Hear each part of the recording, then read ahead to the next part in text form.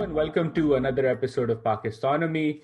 Today, I have the honor of having Mr. Raza Rumi joining us today to talk about new media, where the landscape is. And Raza needs no introduction, but for those who are unfamiliar with him, he's director at the Park Center for Independent Media, teaches in the journalism department at Cornell. He's also a visiting lecturer at the Cornell Institute for Public Affairs and the founding editor of Naya Daur Media, which is a bilingual progressive digital media platform. And he is a policy analyst, a journalist, and an author. And I think if I could spend multiple hours, this podcast will just go on and on and on, talking about a whole host of issues with Raza. But we're going to jump into and focus narrowly on the new media and the digital media landscape in Pakistan. So Raza, thank you so much for joining us on Pakistonomy today. Thank you so much, Uzair, for the opportunity. I want to start with Naya Daur and just the story and the thinking behind it and what the vision of the initiative was in your mind when you set it up, and how has this organization evolved over the last few months and years? So thank you, Uzair, for your direct approach and being focused. I really appreciate that. So Neador Media, I mean, it's a digital startup basically, and despite the fact it's been around for a couple of years now, it's still a baby in the works. It still has to acquire a particular long-term form and shape. But basically, as you know, that I my varied and sort of erratic career um, led me to engage with the media in Pakistan. When because I was originally a civil servant, and then I worked for many years at the Asian Development Bank as a governance specialist. And throughout my work, both in the government and both with the international development agencies, I realized how important, public opinion and public engagement was, and I still hold that very, it's something that hasn't changed. My other views keep on changing, and so in 2008 I started working for the Friday Times for and almost for a decade. I was, editing the paper and involved with the paper and writing for other publications. And then I also got into TV for a couple of years in Pakistan, and then later did the editorship of Daily Times, a national paper. And while I was working, in the traditional media, it was becoming clearer, especially in the last decade or so, that the nature of journalism, not just in Pakistan, but globally, was rapidly changing and rapidly evolving. And particularly due to the digital media technologies, as well as how many more people were online. And so I found all of my earlier work, really wanting in that respect. It was only addressing a particular kind of audience, people who buy newspapers or people who just hit in front of TV and change channels. And I was very much engaged in new media right at the very start, because I set up my own blog in 2005, Jahane Rumi, and it's still there, but it's more like an archival website now. And I founded Park Tea House in 2007, which emerged as a major platform for young writers, new voices, alternative opinions, because the real Park Tea House in Lahore, a historical place of learning and exchange and sort of intellectual musings, had been shut down. So I thought, let's do it virtually. So I had a sort of a background and a keen desire to engage with new media. And so when I moved to the US in 2014, obviously my work was also disrupted, because I had to leave in peculiar circumstances, suddenly, without plan, without anything. And I was doing all sorts of things. I started teaching, as you just mentioned. But obviously, once you are in the sort of habit of writing and engaging with the media, you don't want to give that up. So I met a few interesting people in overseas Pakistanis in the diaspora who were very concerned about the state and the quality of traditional corporate media in Pakistan, particularly the TV industry, because I mean these people, I mean they're about four or five doctors, really well qualified, but they are socially engaged both in Pakistan and in the US. And they were very keen to set up something like the NPR, the Hmm. NPR model, Hmm. obviously, very ambitious undertaking. Well, that's And they, interesting. Sorry to yeah, interrupt here. That the yeah, idea was NPR because as you were explaining your own journey and how Neador came about, I was thinking of Vox and what like Ezra Klein did at Vox Media, for example, because he started as a blogger, felt there was a need for wonkier, nuanced, more in-depth analysis, and I was thinking of Neador as that. But sorry to interrupt there. But go on. Like NPR was the model initially that they yeah. wanted. Initially NPR, and then of course Vox is very much. I'm a regular follower of Vox and Vice and all these new platforms. But in particular, what has really inspired me is Democracy Now, Hmm. which is a smaller independent media outlet, but here huge outreach, really credible, really sort of adversarial in many ways, and totally different from the mainstream TV industry in America.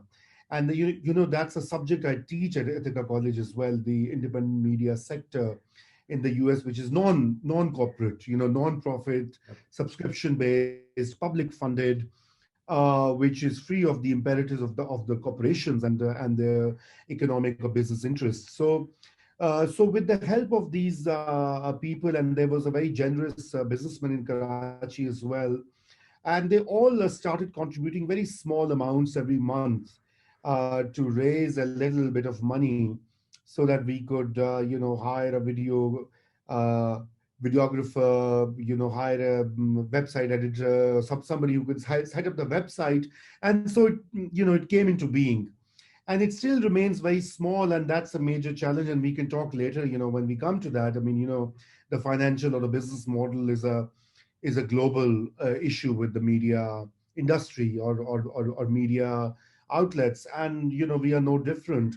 But what has happened over time is that Neador has made some impact and found traction, so it also gets a lot of flack by a variety of constituencies in the Pakistani cyberspace. And people think it's something really big and some kind of a huge organization with hundreds of staff. Actually, not. It's a very small team of 3, 4 people, Hmm. including me. And for me, I cannot even be full time engaged in it because of my other responsibilities. But I my primary objective has been to not only engage the young journalists, young writers, young videographers or thinkers, but also to create a platform which sort of speaks to the younger people, or people who are on and most young people are online. They're on Facebook or Twitter or Hmm. Instagram or and other spaces. And how do we engage with them when so much of bombardment of both right wing news, right wing commentaries, and distorted or information. Some would even call it disinformation. So while in the days that I was doing this, the Panama case was underway in Pakistan, which was like completely you know, and being reported and commented in a very controlled narrative.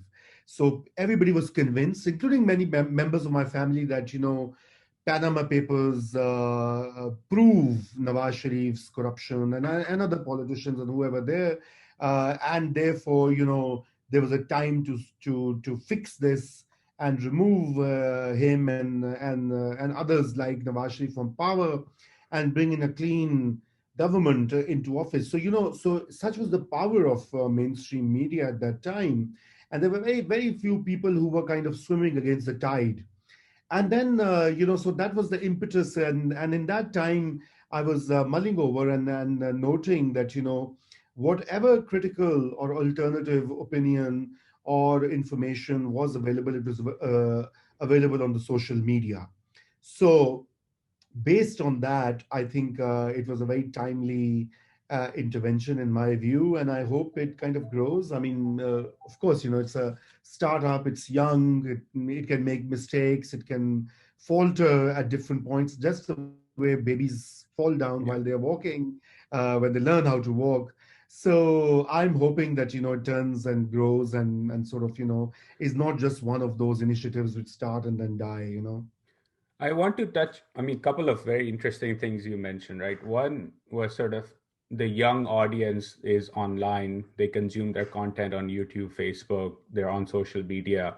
But there's also this belief in mainstream Pakistan. And the way I've increasingly started thinking about it is that the palate of the Pakistani listener or the consumer of information is used to junk food diet or is used to the mirch masala diet. So when you bring in something more nuanced, like, if you're thinking about food, an Italian pasta dish or a French cuisine, they won't get it because the flavor profile is so nuanced that it won't work, and they'll be like, "Ye kya le aayo," right? What has been your sort of, as you've been on this journey and see the audience online, the comments coming in, and we'll touch upon the flag part just in a bit because I want your opinion on a couple of other things that have happened in Pakistan. But in terms of the quality and the nuance of content, what have you found in terms of the how the audience responds to something that is very much different from what the mainstream diet is in terms of media? So I think you're absolutely right. Your diagnosis is very correct. I mean, in the sense that the way media functions. I mean, not just in Pakistan, actually. To be honest, I mean it's a global thing. I mean, look at Yeah. what happens in the U.S. The local cable TV, the noisy, screaming headlines, and all the online outlets. With all sorts of dubious stories. So the situation is not too different in Pakistan either. In fact, it's accentuated because there are fundamental things which the Pakistani media does not cover. So one of the objectives that we had and still have in mind was that how do we bring in some kind of raise public consciousness about things like climate change, public health, education, water and sanitation, women's rights, child rights, yeah, all sorts of agenda. And our experience was kind of mixed. Initially we used to do text-based videos, short videos with text as explainers, and the traction, frankly speaking, wasn't really that great. I mean, it still is the case when you do a program against the ill effects of tobacco. Only, let's say, 200 people come on the live session, as opposed to if you do a live stream on Imran Khan, or Imran Khan versus Nawaz Sharif, or Nawaz Sharif versus establishment, and you have thousands Hmm. who immediately jump. Well, part of the it has to do with the fact that people also have come to the conclusion that what the mainstream media is telling them is not the full picture. It is distorted or controlled or sanitized, or particularly designed uh, to not give the full picture of what's going on. So one imperative is that, but the other way is that whenever you do storytelling with a human angle, where real human beings and their real issues and their real stories find where you can bring in all those messages. You can bring in messages whether it's about health, or it's about education, or poverty, or inequality, and some of those stories have really done well. So for example, I'll give a few former students of LUMS, which is a very good institution. So don't get me wrong, but they have this stream of scholarship students, who get a full scholarship, I think 10% or whatever, 20%. And so they started writing their stories of what they faced as young, students entering into an elitist university. And those stories got so much traction because they spoke to so many people. about the class difference, about the lifestyles, about how an outsider in an elite institution fares, and so we have tried to give space to all sorts of stories, but obviously with an angle which kind of with the view to educate the public on vital issues. So the mirch masala, as you said, the spice, sadly, is a requirement. It's not going to go away in the short term or even in the medium term. But I am very hopeful that as we go along, as more and more people engage with the serious issues with online outlets, because there have been other outlets that have come into being. Nyada is not the only one. I mean, there's Soch. You may have seen that. There is, Sojag has really done a makeover. There's another one called Current PK, which is more tilted towards entertainment than news, etc. But they are all online and they're all bringing out fresh, new ways of presenting content and stories. So they have. So I guess as more and more people engage with this, you would build an informed audience. And now we have, so for example, we have since, the pandemic in 2020, while it was devastating in so many ways, but it had some silver linings because we could do live streams, we could do live YouTube videos. And since June, we started doing that. And, the response has been overwhelming. I mean, in the sense that, not just that every video is sort of seen by thousands of people, sometimes even more than 100,000 people, but also you have now, we feel that, we are building an online audience, and that audience is not interested in spice or, fights or, name calling. Imran is this, Nawaz is this. No, I mean, they are interested in issues. They want to know why democracy doesn't work in Pakistan. What is the problem with political parties? What are the issues of the economic management by the current government? Or what are the key long-standing crises of governance that every government in Pakistan faces? So that's been a really hopeful sign, if I may summarize it like that, because which basically shows that there are people out there, they want to engage with serious stuff, and nobody's reaching out. No, I mean, they don't have many alternatives, because Yeah.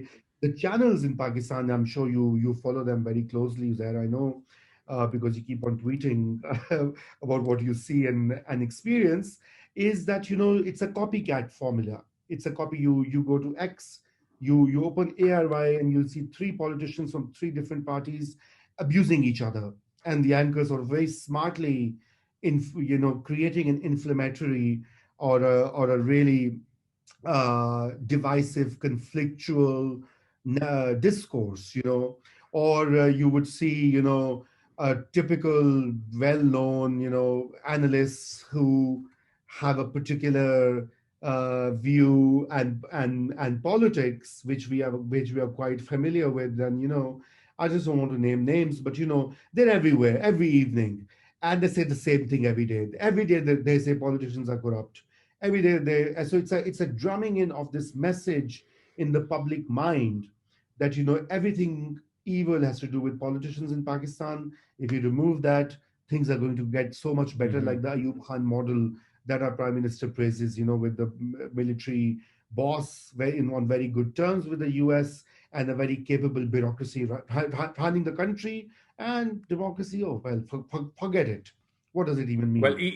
even just that, there's so much confusion, right? Because on the one hand, on that point, you have the idea of Riyasat-e-Madina, and then you very quickly flip on to we need a transition period like the United States or a presidential system like the United States, and then you very quickly transition into we need a Chinese model because look what they've done. And just in terms of as someone who's read democracy, not even democracy, like political economy, how do institutions functions across a whole host of countries based on their unique experiences, I can't wrap my head around how those three things somehow come together and are articulated in a way that people still buy into. And I'm like, wait a minute, like the core principles of all three systems is in direct conflict with each other. Forget about even the checks and balances of the American system, for example, right? And it just doesn't add up. But you mentioned the Mirch Masala thing. I think what I see Naya Daur and others trying to do is basically meet an unserved and an unarticulated need of the audience, right? And so as you start meeting and serving that need, and people get educated while watching you, it's a journey, it's a two-way journey between the institution, Naya Daur in this case, for example, but also the listener, who over time will develop that sophisticated palate where you are still initially giving that healthy dose of red chili flakes in terms of getting them there, but you're adding other flavors on top, and over time you build that, right? And I think that's a very important contribution in terms of informing the public. And as more people digitize, come online, you will see that transition happen, and hopefully that breaks the Groundhog Day like issue with Pakistan, where things keep repeating itself. Like you said, Ayub Khan, you can just go back and read newspaper articles from the 50s, 60s, and fast forward to 2020, and pretty much the diagnosis is still the same: corruption, politics, bad bureaucracy. And if we just break this, everything will be fine, which is not, it's not as simple as that.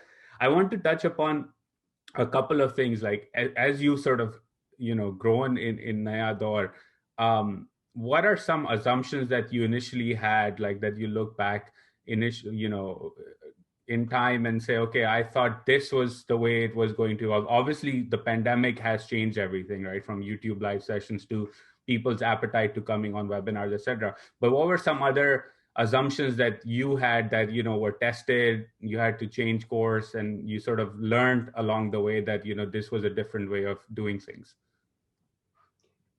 Yeah, so lots of learning there. Of course, first of all, the important learning has been that it is very difficult to get digital marketing and revenues. It's a very nascent and a very underdeveloped area in Pakistan. PayPal doesn't work, for example. So when you ask people to contribute money, I mean, how do they do it in Pakistan? And then there are all sorts of restrictions. I mean, with the with banks, and also, I mean, these are just the logistical issues. But I think the real challenge, or a case in learning, has been to find and hit the right kind of audience. So initially we were like covering everything. Initially it was like all over the place, and then more, and with time we have started becoming more focused and finding the right target audience. I mean, to build a particular brand and a particular following and a particular engagement.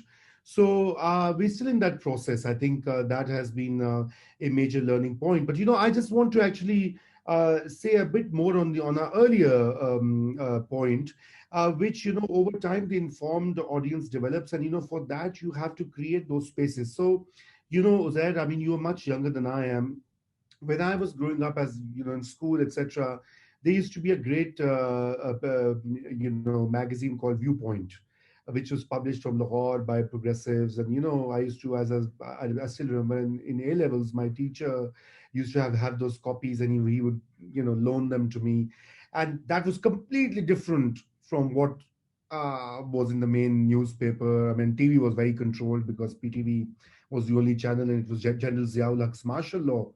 But Viewpoint, and then we had Frontier Post, which was a very sort of groundbreaking newspaper for quite some time, until it also has really come down and crashed. And then in more recent years, in the 2000s, we had the example of Daily Times, which was set up by Salman Taseer and Najm Sethi, which initially came out to be a really amazing paper with really smart and sharp commentaries, and really well curated, verified news. And that, sadly, I became its editor. That's also gone down the drain. This is so there's a problem of sustaining these models and the institutions, and that has been one learning point. And now, so what we are trying to build our future engagement is that how do we earn more from YouTube? How do we earn more from websites, so that we become totally financially self-sustaining, self-financed, and we don't have to ask for donors or go here and there to individuals and say कि भाई आप दे दिया करें 5,000 रुपए महीने के or Mm-hmm. whatever. So that has also been part of our learning process. But again, I just want to also add another point that the US has a big and a very vibrant tradition of dissenting or alternative media, throughout its history. Even when slavery was there were small papers calling for abolition of slavery.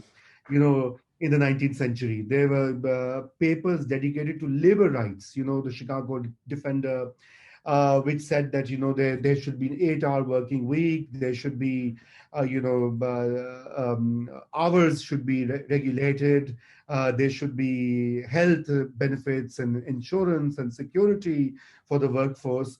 And later on, for women's rights in the 20th century, more anti-war kind of sentiment, whether it was Vietnam or other misadventures that the US often engages in abroad. There were journalists and publications, and one particular publication I want to mention is the I.F. Stone Weekly. So I.F. Stone, or also known as Izzy Stone, was this journalist, very popular, very well regarded as well, even with people who didn't agree with him. And he was really scathing and anti-establishment. I mean, he used to work from his house in DC and bring out this weekly paper, which even Einstein used to subscribe to, and Marilyn Monroe. Look at the range. And it was always exposing the lies of the government, whether it was the war or the economy or the political machinations in the capital. And India has had that tradition, and online you must have seen, outlets like The Wire, that have also emerged, and they are again telling you a totally different picture from the mainstream Indian corporate media, which is, as you just saw recently, how compromised it is, completely in bed with the security establishment and the political government in Delhi. So what I'm trying to say is that what I see personally, I feel and I view Neador as part of this continuum, what is happening globally. In Europe as well, multiple outlets, multiple websites have emerged in response, or in fact, even in protest against what the mainstream media is doing to public information and the public mind. And in Pakistan, though, it's even worse, and we can talk about that because I think I'll let you ask your next question. Yeah, no, I think that's a very important and a good segue into my next question, right? I think that room, that platform for dissent or even questioning what is considered quote unquote fundamental truths in any society, I think you have to have an institution or a set of institutions that question and vigorously question that, not by misinforming. We're seeing this in the United States because, we've had since November a conspiracy theory that is now believed by 2 in 3 or 3 in 4 Republicans that the election was stolen. Again, that type of questioning is a different set and it's on the other side of the spectrum. But you need that type of space in a country like Pakistan.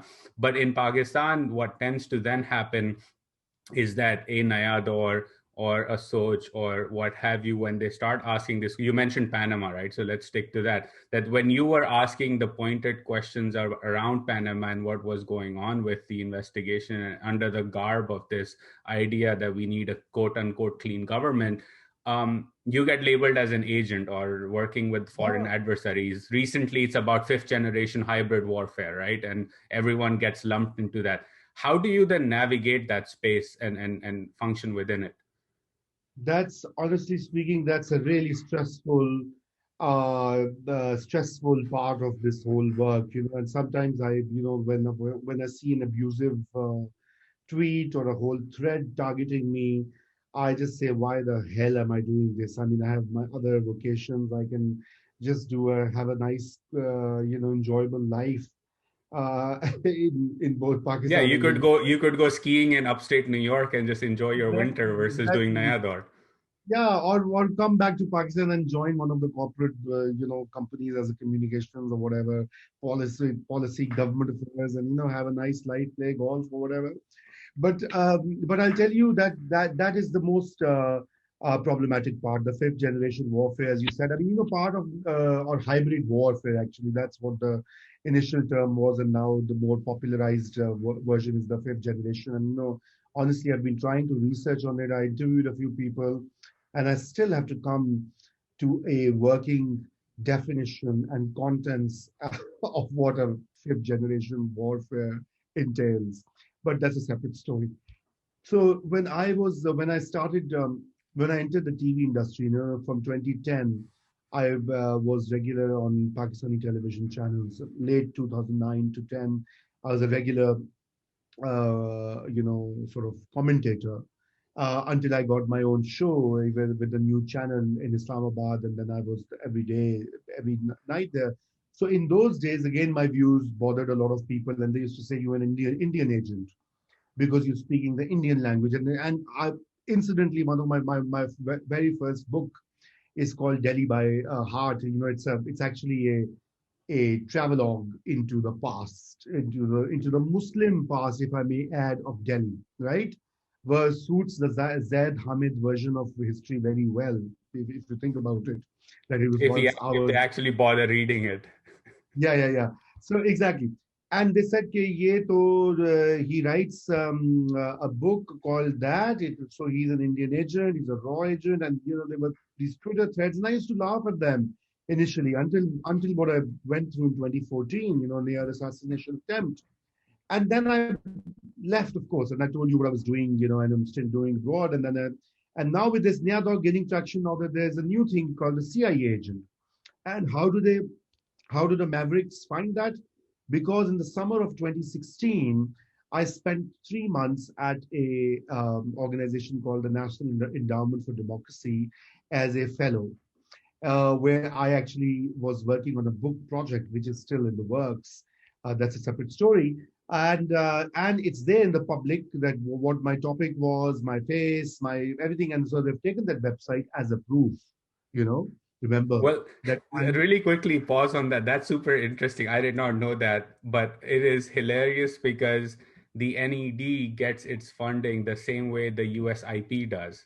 And Pakistan's current NSA acting or whatever, the special advisor is an alum of USIP. So if that's the logic, then there is a lot of questioning to be done in terms of how you go from NED and USIP to serving the country. But anyways, continue. what to do. But and just to add, my first fellowship was at USIP. So obviously the trolls, the hyper patriotic trolls have ignored that. They've just focused on that one where they could find. So that's obviously a way to discredit me and discredit Neador. But generally to again put a shut my mouth. Now they can't really, because I'm half or more than half the time I'm in the US.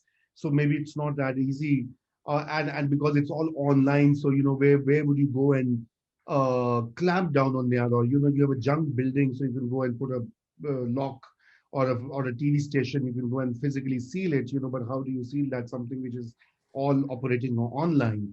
So I don't know what the issue is. So they've picked up because and I was a fellow at USIP, and I'm very happy and proud and I'm very thankful because I wrote a major big report there, which is on the internet, and I'm I'm kind of I was in a post-traumatic state when I left the country, and after a few months I got this fellowship, and I was very happy that I'm doing something productive, putting together all what I'd learned or was learning on paper. And then I was also I had a brief stint with New America Foundation. So this agent line is very long. So I don't know how will they decide which one to target me for. But that this is a problem which has actually is partly located. I'm not even going to go and say a conspiracy theory that X is getting this propaganda out against me. Whether it's a political party, because a lot of these people are both PTI supporters and avid supporters of the establishment. So, but I will not blame them. I will not blame them because this is what we have taught them. This is what we have taught them through our curricula, our textbooks.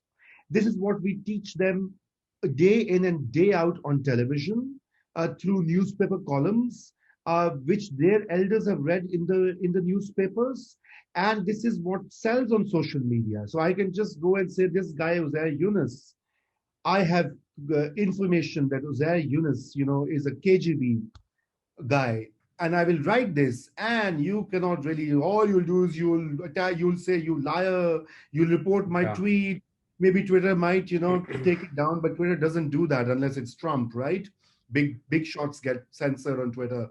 So, uh, but that's the state of that's the other side of new media, which is it's vile, it's filthy, abusive, and potentially dangerous side.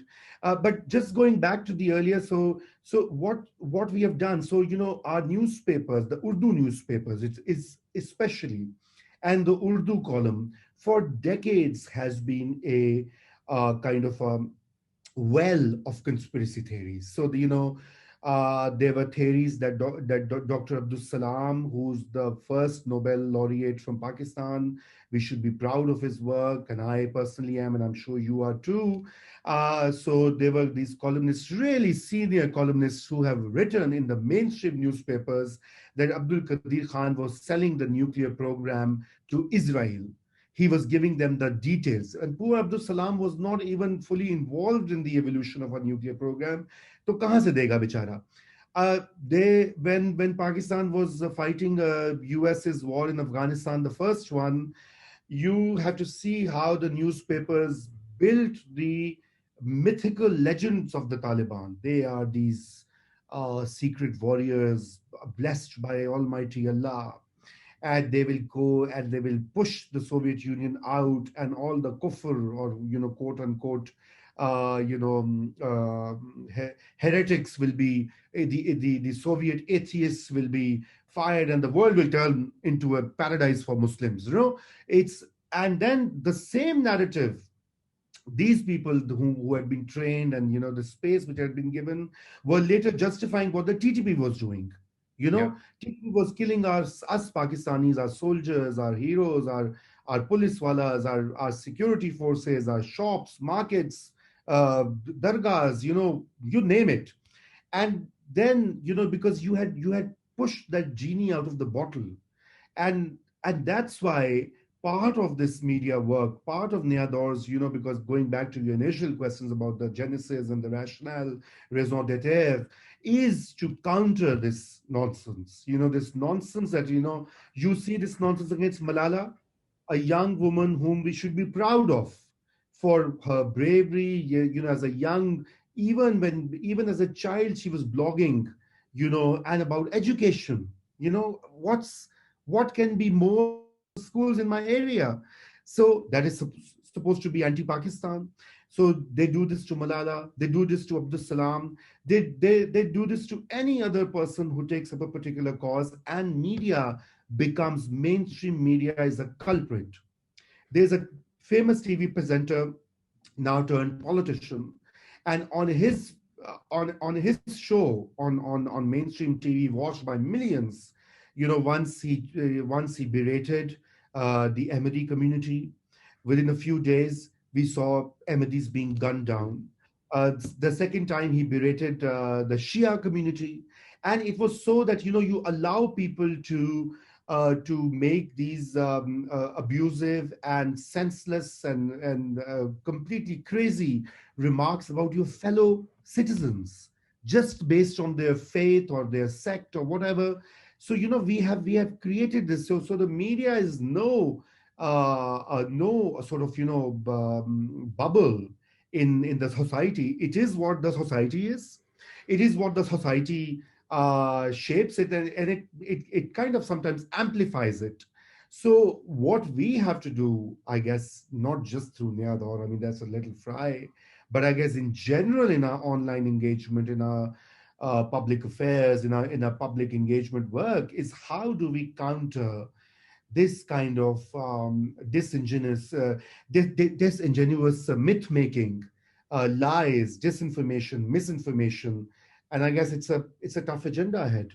Yeah, and as you were describing all of that, I was thinking back to my early teen years, post 9/11 in Karachi, and we used to get Jung, Dawn, and every once in a while either Awam or Ummat at home. And I remember reading Ummat and reading all sorts of weird stuff that would then somehow find its way. And as I got older, I realized what exactly you were explaining, that it would find its way to the mimbar of the mosque, where it would be either about Nike is a Greek goddess. So if you wear Nike shoes or Nike socks, your namaz will not be accepted. Or if you have had young boys go into Afghanistan after the US invasion of Afghanistan, that they're being helped by the angels. And a few weeks later, you obviously realize that almost all of them died in bombing raids conducted by the American Air Force because they were enemy militants. Or like for the one of the ones that always stuck with me was when Nusrat Fateh Ali Khan died, and there were whole columns written about how his grave was uncovered and he was in this punishing position by God because he was a singer. And all those things came from either an ummat or an ummat like publication and then found its way on the Friday sermon. And you're absolutely right. It fed an entire generation and continues to feed an entire generation with all sorts of ridiculous junk theories that become truth because they repeat it so often, right? And I think that that is a big challenge for any society to counter. um, a couple of finishing questions on this. I mean, you've explained the reason and the vision behind Naya Daur, and I want to touch upon sort of your personal sort of theory of changes. The question I've been asking more and more people over time is, you're involved in trying to change the narrative, trying to inform the public about what's going on in the country, what the solutions are, and what the issues are, away from the mainstream. But what is your personal? But you've written books, etc., all sorts of stuff. What is your personal theory of change when it comes to Pakistan? Like, how does the country exit out of this loop that it's found itself in for at least the last 5, 6 decades? I know that you had warned me of this question, but frankly, I did not really prepare for it, and forgive me for that. So I'll ramble a bit. But before that, I just want to make a little addition. This term theory of change is also a bit problematic to me because as you perhaps you may or may not know, I also consult. I mean, I used to be a consultant in the development sector, and this whole theory of change business is just too donor centric, and it just triggers me. Yeah, I can go on a different direction. But yes, what in all seriousness, it's a very valid and a very important question, and thanks for raising it. So I say there's no one thing. I mean, I think it's a set of certain ideas which would comprise such a vision or a strategy or of change. And I think generally it's about five things in general. And five things, and I will start with the first and foremost. And first and the foremost happens to be a complete redirection of the state, how it defines itself, how it views itself, how it projects itself, and how it functions.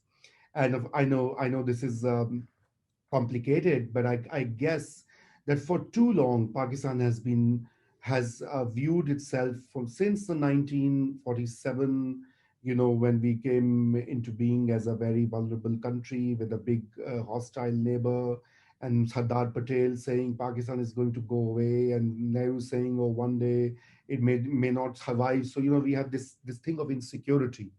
So the national security paradigm that we have espoused, and everybody, and people say it's the military, whatever. No, politicians do that. Our thinkers, our intelligentsia, everybody's into it.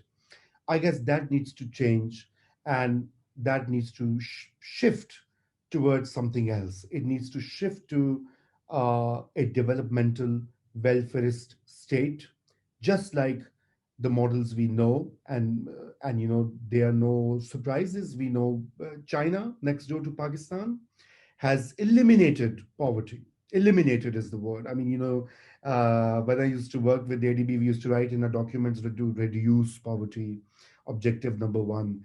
And I would say, why reduce? It means some poverty is okay. It's a very neoliberal imagination of poor and poverty. Well, but China has demonstrated that it has reduced poverty. Look at South Korea, look at Malaysia, look at so many other countries, which are overtly developmental states. So we need to have that priority where economic growth, public welfare, services, domestic investment, not foreign investment, sorry, which is a huge obsession in Pakistan and all the Pakistan's writers, foreign investment upar ho gayi, nature hogi, big deal. You need domestic, you need to generate domestic investment for jobs, right? And that's how you get economic growth. So that's one. Number two is again a redefinition, which is the redefinition of this self-identification of as a Islamic nationalist country with the Ummah's, takedar of Ummah, that everything that goes wrong in the Muslim Ummah, Pakistan is somehow responsible to lead and to, so you have brainwashed generations that today thousands and thousands of people come on the streets and say boycott France or throw nukes at France because some idiot there has made some blasphemous cartoons or in Denmark. I mean, where is it coming from? It's coming from this imagination. We can't blame the mullahs all the time. We can't blame our faith. Our faith has no such thing. It is a very well crafted, deliberate policy of legitimacy that state has adopted because it's not delivering growth, jobs, services, clean water, health. So it's giving this, जिसे हम उर्दू में कहते हैं चूरन, this little sort of appetizer which is meant to keep you happy and going. You are the leader of Ummah, you're the castle of Islam, you're the fortress of Islam, and that has, I personally feel, that has influenced and impacted generations in Pakistan. So Pakistanis are. And sorry, really quickly, the children is selectively deployed, right? So the France will get protests, Israel will get it. Maybe nothing too much about the Rohingya and what's going on in Myanmar. Definitely nothing about Xinjiang and the Uyghurs, for example. So it's selectively deployed again to maneuver the state around, the limitations of that definition itself. Absolutely. So well put, Uzair. Thank you for adding that. Selective and completely hypocritical, because the Muslims in Pakistan, when they are attacked by extremists or by terrorists, the condemnation is divided. Some people say, oh, they asked for it. Why are they Shia? Why are they Ahmadis? Why are they Christians? Why haven't they converted to a good majoritarian Sunni faith? So obviously, it's all linked to that identification. And sadly, again, this has been espoused right from the time of our first Prime Minister, Liaquat Ali Khan, who was a good guy in other respects. But in this respect, he bungled and laid the foundation of what we are experiencing today. It was done by Bhutto. So I repeat that it is not, it is fashionable in Pakistan to lay the blame for everything at the door of the military. And people forget that these secularists, modern Muslim, Liaquat was a modern Muslim, secular in approach. Well, I was going to ask you, so you mentioned Liaquat Ali Khan. I personally believe that the original sin was the objectives resolution, which was pushed by Liaquat Ali Khan. Was wondering what your opinion on that was. Absolutely, the original sin, and Liaquat Ali Khan did it for his own legitimacy. He had no constituency in Pakistan. He was elected in an area which was in India, United India. And so he had to build and become this Thekedar of Ummah. And from the objectives resolution to today's Riyasat-e-Madina, trust me, there's just a difference in words or phrases and, reshuffling of the same vocabulary, but it's the same. It's just not the. So that's the second one. We are a territorial nation state. There are 4 federating units. There are other territories. We are a land with 5,000 years of history. We are the inheritors of Gandhara civilization, of the great Indus Valley civilization, and everything is Pakistani. Being Pakistani is not just about being a Sunni and a Punjabi, which I am, thankfully and proudly, but but it's way beyond. The Baloch is also a Pakistani. The Zikri is also a Pakistani. The Ahmadi is also a Pakistani. The dissident is also a Pakistani. The guy in Northwest, who's chanting slogans against the state, she is also a Pakistani. Maybe angry, maybe upset, maybe crying, maybe allergic to the statehood for the moment, but remains a Pakistani. You just cannot treat them in that manner. So that's two. The third, obviously, Zair, I mean, it's a cliche, but let's face it, man. When it comes to the list of countries with the highest number of school-going kids out of school, Pakistan tops, or at least is in the top three or two. I mean, it is no matter of pride that on the one hand you say that we are, this country of 220 million people with nukes, and half of our school-going age kids, half or 40%, 30%, they're out of school. And those who are in school, let's not even go there, what they're being taught. Are they employable? Can they think? Can they learn? So obviously, that's a crisis. Again, going back to the first point, the way South Korea, Malaysia, Thailand, Singapore, Japan, they all grew. They all are examples in the last 50, 60 years who have done well. Or Vietnam, they have not advanced without education, a skilled workforce, without technical and vocational education. Even today, when I was working in the development sector. So we used to start every report that, only the public supply of technical vocational training only caters to 5% of the demand. And after 10 years, I've changed my careers, I've changed my location, I'm changed as a person, I've aged. It still remains the same. Yeah. Maybe it's 5.5% or 6%. I mean, it's shameful. It's truly shameful. Where we are not, and I'm not saying this in a cursive way, बच्चों को पढ़ाना बड़ा अच्छा है, या मुझे दुश्मन के बच्चों को पढ़ाना है. No, because without that, you're not going to turn into a manufacturing, a rich economy. You're not going to turn into a knowledge economy. All these buzzwords that gurus like you write all the time in your articles and tweets, they are unrealizable without this foundation, without this basis. Well, And so on that, I'm glad you brought this up because it's become a data point I often repeat to people is that Pakistan has the lowest youth literacy rate after Afghanistan in the region.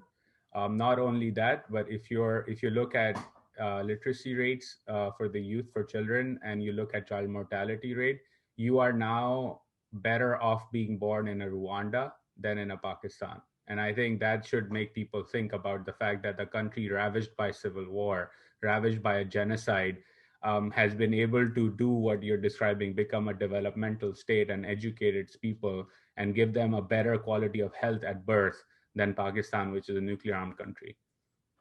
thank you, Zaid. Thank you for bringing in Rwanda. Now I'm going to attack you on Twitter tomorrow and say that you are anti-Pakistan because you compared this tiny African country with our mighty Indus. Uh, so, but that's a reality. That's exactly my point. But what I'm saying is, countries have done it. Countries in our neighborhood have done it. Countries are doing it. Vietnam, a war-ravaged country where the Americans, I don't know, sprayed what kind of gases and arms that a generation was impaired, is on the path of high development. I've been to Vietnam as a staffer of ADB. I visited it 3 or 4 times, I think Hanoi and other parts, and I was just blown away. I was blown away by the way the state was focused on growth. I was blown away by the fact that the states, the governments had a plan, and they knew how to implement it. So, that's a third one. There are two left. The fourth one, obviously, what I mentioned as number two is a change that Islamic nationalist narrative to a territorial nation state idea, and which would basically mean that we have to then think of secularizing the country. I use this word very carefully. I know I'll get lots of bashing for it. I have received bashing and bullets at one point, but I think there is simply no alternative than to fix our laws, our institutions, our constitutional provisions, and create Pakistan for all Pakistanis, and go back to Jinnah's original ideal of Pakistan, where he very clearly, as in his first speech as a head of the state, whatever Jinnah may have said before as a politician, and yes, he said many contradictory things, and people always cite that. That's of no value, because when you are a head of the state, you are speaking in a different way. I mean, why can't people get this simple point? I don't know. But anyway, there's this whole baggage in history. He said, this is a country for all faiths. People should have religious freedom.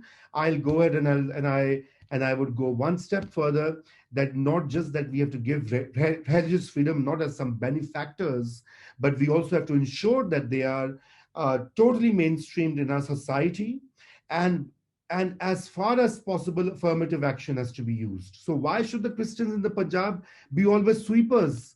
Why should you advertise posts saying that, Christians must only apply to this post of, a cleaner? I mean, how demeaning, and so on and so forth. It's a long list.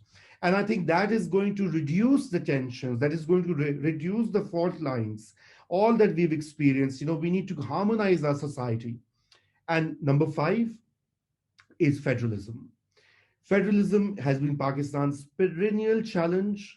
It has lack of federalism, lack of a workable federalist formula led us to the disaster in 1971, where we lost the majority. I'm not going to moan and say, oh, we lost our brothers and sisters. Yes, we do that. But the reality is that if that was not a wake-up call for Pakistan, then what could it be? And why did it happen? It simply happened that, the two wings did not have a formula, a just, equitable, mutually agreed, democratic formula to share power, resources, etc., etc. 18th Amendment is a good step in that direction, but it's an incomplete step, because it won't be complete until you devolve powers from the provinces to the local governments. So federal, when I talk about of federalism, it's not just about Islamabad giving a few ministerial crumbs to provinces or extra money. It means that you devolve power and authority right to the mohalla or the union council level, and you make this functional. So I think these are the five things that I always talk. I mean, I recently wrote a long piece, in the five was a different formula, but for this particular discussion, I've added the two, which have to do with narrative. Which how do you imagine as a I'll tell you, there was a British Council survey in 2010, I think, where when young people were asked this question, how do they identify themselves, as a Muslim or a Pakistani, majority said Muslim first, which is great. I mean, I've nothing against their faith, but no, Muslim, their ethnic identity, i.e. Pashtun or Sindhi or whatever, and then Pakistani. So I think it's worrying for me. I'm not saying that being a Muslim is good or bad, or being a Pashtun is a good or bad thing. But for me, we've not been able to achieve that particular project of and we keep on talking about national unity and integration and do all these silly lip service on 14th August and 23rd March. But the reality is that we are not going to integrate people until the political, economic, civil, and cultural rights are assured by the state, are provided by the state, and everyone gets their share of the national pie. And I'll end here. I think I know you said that you hadn't prepared for this question, but that was a fantastic answer, and I wrote all 5 points down, and I fully agree with you on all of them. I think you need to fundamentally do all these five things if you're to progress as a society. So I'll just leave it there, because I don't think I can add anything on top of it right now. Before I let you go, last question: what are two or three books that have greatly influenced you personally? It can be on Pakistan or anything else, that you recommend audience, listeners, viewers pick up and read. Oh, that's again, there's so many books which have influenced me, and the list is like really, really long. But I mean, I can cite three of my favorites. So I won't. I'm not sure if they really changed. Well, they did. I mean, so one is of course the Masnavi by Rumi.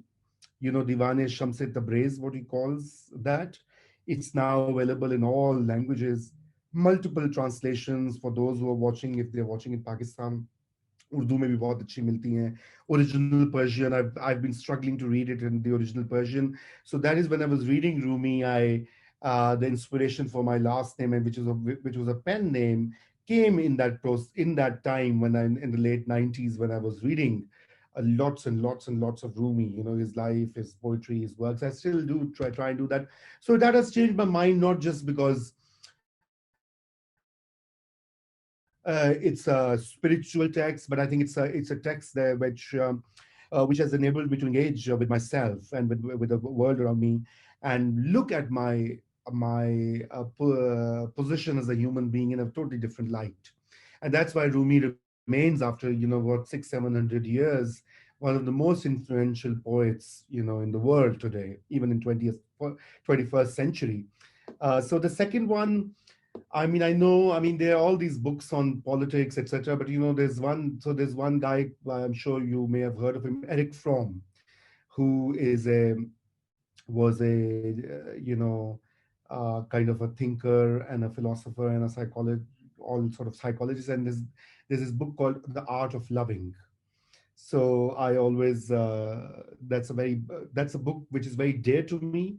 I read it when I first read it. I really did not kind of get it, but I think as I have grown older, I revisit that book and always feel kind of inspired by the everyday gems. And again, it has to do with self knowledge. See, really, before we set out to change the world, we need to change ourselves. That is what the message of every great philosopher and thinker has been. In our context, Sir Sayyid Ahmad Khan, this late 19th century thinker, writer, scholar, what was he saying? He was saying the Muslims need to think and reflect on their own, about themselves, and change themselves. Angrezi paro, learn English, get educated, know about science, know about the world, have an inquiring mind, reject dogma, reject superstition. Sasyid was just amazing. So, we have this whole history of this inquiring mind, and I think that's what I would say as the second one. And the third is, of course, one of my eternally favorite novels by a major 20th century writer, Kurratullain Haider. And it's her book, it's a magnum opus novel called Aag Ka Darya, which is she also translated as herself, and not a great translation, but others have also done it. It's called The River of Fire. And it's basically a history of the Indian subcontinent, uh, narrated through fictional characters uh, over the last 1,000 years. So it's a huge canvas, and it comes right into the 1950s पे end hota hai. But it kind of it again lets you understand who we are and where are we coming from, not from the kind of textbooks that we have grown up with, or not the kind of doctored narratives that are fed, but it's actually engagement with that entire range of shades of past and the Well, present. I have personally struggled through reading Rumi, and I think over time will one day manage to finish it. But it is fantastic, and it is worth going back to every once in a while to think about certain things a different way.